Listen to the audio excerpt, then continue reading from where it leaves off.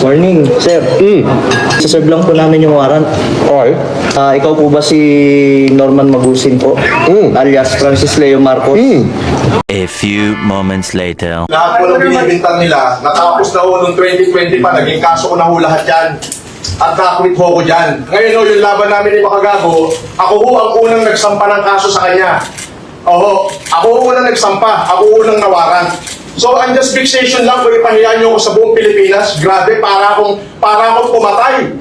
Yung sinasabi niyo marami ko inistapan, 2020 pala, dami na nagsasabi niya, wala naman nagkatotoo, kahit isa.